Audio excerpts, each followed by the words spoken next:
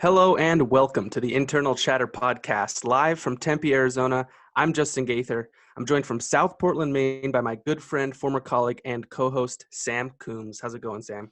Going well. Good to be here. Excited to get going. So this is a new podcast, obviously, that we're starting here. And the kind of goal of the whole podcast is the two of us we have experience working in both college and professional sports. And we really feel like there's so many stories and so many connections that are built in the world of sports. And it's just a shame that some of these stories aren't being shared. So we wanted to change that. Definitely, yeah. I mean, sports are a big part of our lives. There's a lot, since I've been working that people are interested in about the behind the scenes stuff. And Exactly. I think we're trying to kind of bring some people on, share some stories, and kind of give insight to what the industry is all about and the camaraderie of it, and have a good time with it as well.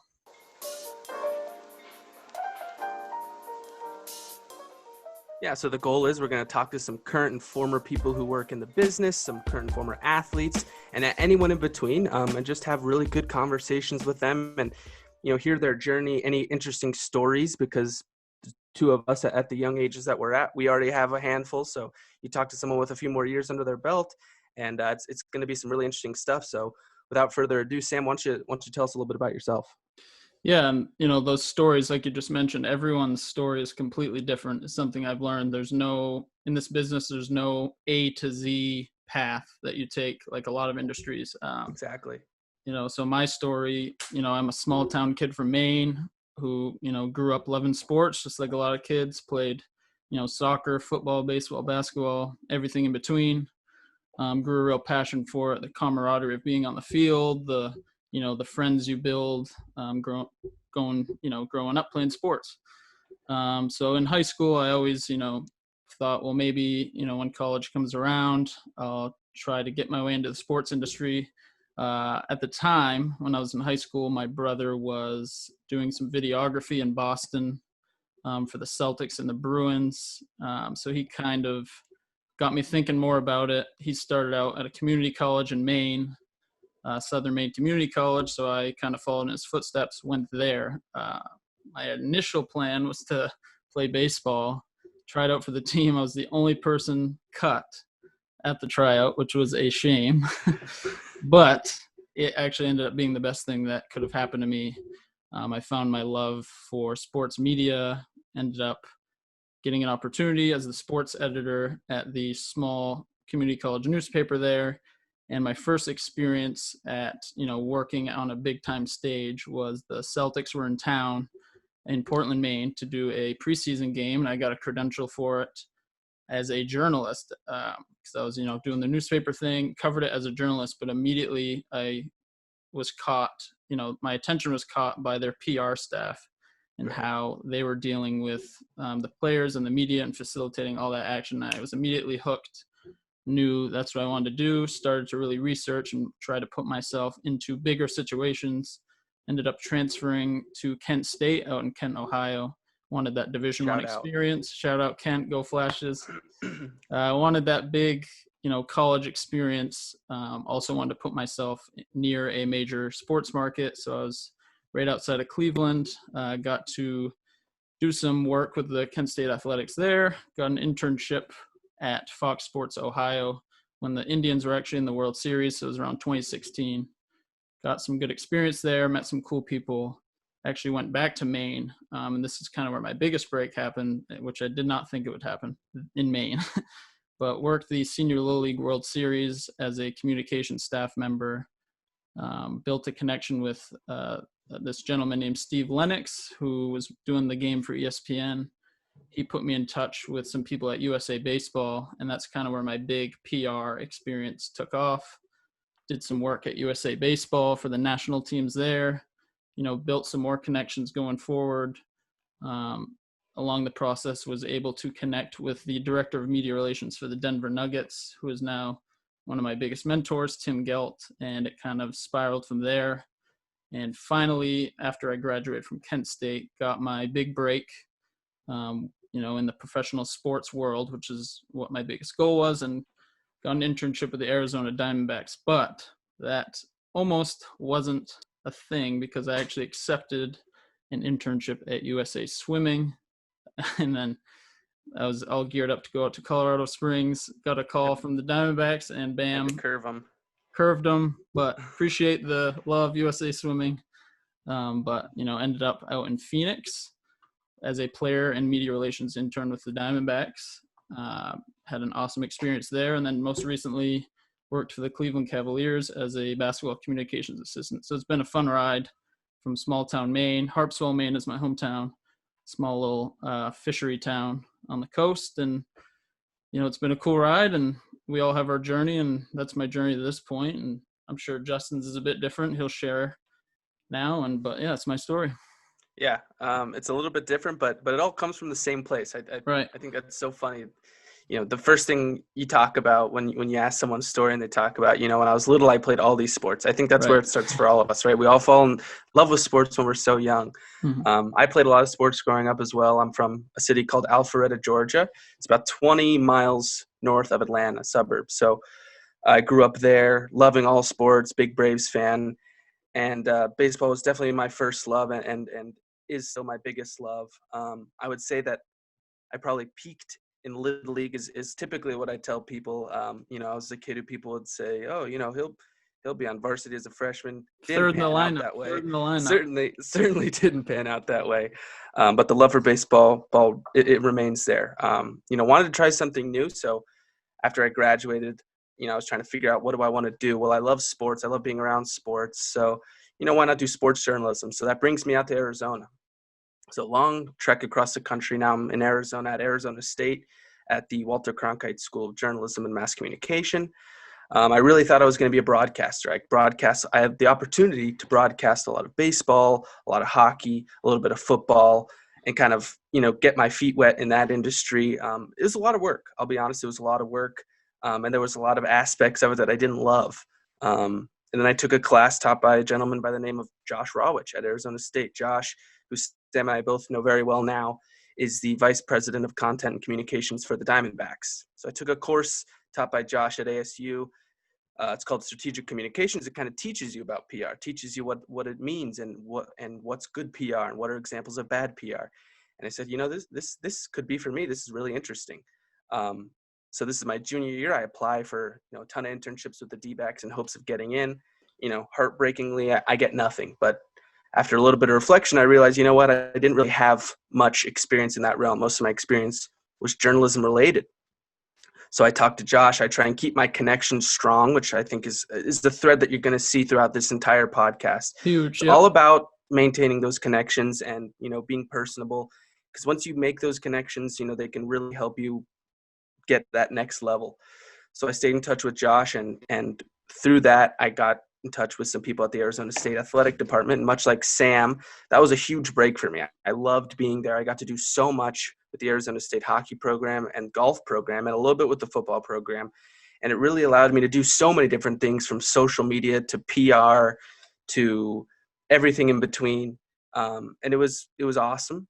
And, as a result of that, like Sam, I got the opportunity with the Arizona Diamondbacks, and, through that opportunity gave me the opportunity to work in the Alliance of American Football with the Hot Shots and with the Arizona Cardinals. Go Shots. So, like Sam, it hasn't been a straight line. It never is. Unlike Sam, my focus has mostly been in Arizona based off going to school here, but I've been out of school for a little while now. And so he and I both felt like, what better time to talk about these things and talk to other people about these things than right now. And that's kind of what we're doing. But anyway, so you might have noticed the common thread there. We both got that big break with the Arizona Diamondbacks. So obviously he and I, we were interns together, the two-player media relations interns for the D-backs. It was an experience. I'll I'll tell you that much, Sam. It was, yes. I think just to piggyback off a couple of things that you said, it's, both of our paths are different, but I think we're good examples of, if you have a goal, especially in this industry of working at the highest level, your path is your own, and you kind of just take it as it comes and take any little experience that comes your way, and it'll lead to that ultimate goal, which for us was professional sports and landed us at the Diamondbacks. But I think that's really important to kind of just stay the course and see what comes of it. Yeah, I don't think you can really afford to be choosy. Sometimes we like to think that you know we're too good for a job or a role or an internship, but at the end of the day, it's all about who you meet at that internship and what you do to better yourself. Right. Because a smaller opportunity is probably going to give you a chance to do a lot more than a big opportunity. Now, Sam and I got lucky, as you're about to find out with the D-backs. It was a fantastic internship. We got to do so much and grow so much. But some of those bigger internships, as a young intern, they really don't let you do a whole lot. So I Right. think both of us can tell you, you know, don't don't feel like you're above something in the world of sports. Take the opportunity and run with it. In most cases, it's gonna be more beneficial in the long run. Yeah, and coming into the Diamondbacks internship, the unique thing for us was that the Diamondbacks spring training facility is right in Arizona. Yeah, Most internships you would probably start, mid to late March, right before opening day. We got to jump in at spring training at Salt River Fields complex and get going, kind of get our feet wet where we could make some mistakes many mistakes. that weren't going to be too much of an issue, because as we later found out when the regular season started, the work we were doing was important and the accuracy was important. And I think, for me anyways, coming into it, I kind of thought I had a good grip on what I was going to be doing. I mean, it's baseball, how much trouble am I going to have? And I mean, baseball is every day. Major League Baseball is every day. And I think that start in spring training helped us, to get Oh to yeah, that first series. we would have been creamed if we just got thrown into that Boston series But with no the experience. Boston series really got us. And it was Justin it can was the humbler. One of our bosses, Casey Wilcox, always talked about the humbler, and you will never find a more humbling experience in that Boston series. I'm just taken back to 30 minutes before game time. We're both working, so it shouldn't be that hard. Both of us, or I guess the second day, I worked the first half, you worked the second half, and I just can picture Sam walking in, strolling in after an easy day one, and I'm just sprinting around, sweating. I don't know what's going on.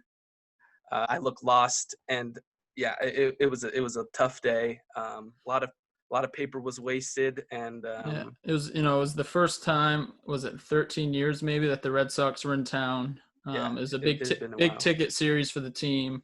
Hmm. Place was packed. We were really excited. I mean, it was a great time, but it was, yeah, that humbler that you talked about, where it's like, all right, here we go. This is the job. They expect a lot out of us, but I think in turn we're going to get a lot out. We Right. kind of had a little powwow in the back room, Oh yeah, just the there two were of us, a couple huddles. having a moment where it's like, all right, we're in this and we're in it for Yep. the long run. So Yeah, and I think you just kind of look back at the end of the season too, and you kind of pick out a lot of those moments where you're just kind of like, man, in that moment I don't know how I got through it, but now you look back and you realize that taught me a lot. That really taught me a lot, and I think that Boston series taught both of us a lot. yeah, and I mean, what we learned pretty quickly is that we had some good people to lean on, and Yep. we were only going to be successful as a group and not as individuals. And that also helps you strengthen your relationship with the people above you. And it doesn't matter if you're the intern or the director, there's going to be situations that you're put in that you're not comfortable. And I know for both of us, having each other was a huge thing, even though, most Definitely. games we didn't work together, we did early on. But it was really good for us to be able to kind of piggyback off each other and, make the internship go smoothly. And I mean, it was an amazing experience. Yeah, and I think that just the fact that we have such fond memories looking back tells you all you need to know about it. The work was hard and some of the days were stressful, but at the end of the day, we made it through the season. We look back fondly. Hmm. I stayed on. Sam moved on to the Cavaliers, but we stayed as a unit. We stayed as a group. Even as recently as a few weeks ago, sending selfies to one another from where we're at. Yeah. It's that's the thing about sports, isn't it? It's that you stick together no matter what, because whether you're on the field or you're in the front office, everyone in the organization is fighting for the same thing, and that's what I love so much about sports. Yeah, and working in it, sports, especially professional sports, I mean, they reach worldwide audiences, but the sports community itself, as far as the staff and the people who work behind the scenes, it's a very tight-knit community, which you soon find out, to where it's like, the Giants are in town or this team's in town. And my bosses have been working with them for 12 years, and they have that relationship, and they know what they're Yep. going through. And despite it being such a large, thing, Major League Baseball or, the NBA or whatever it may be, those communities are super tight knit, and getting to know people not only in your own organization but elsewhere is like what is going to separate, and does separate you from others. So. Right. And I mean, those are just a few of our stories, but we can't wait to get started here. And we hope that you guys will tune in and join us on the Internal Chatter podcast. We have a lot of great guests coming up who are going to have way better stories than us. And, we've got plenty of new episodes on the way. So stay tuned, and we will chat soon.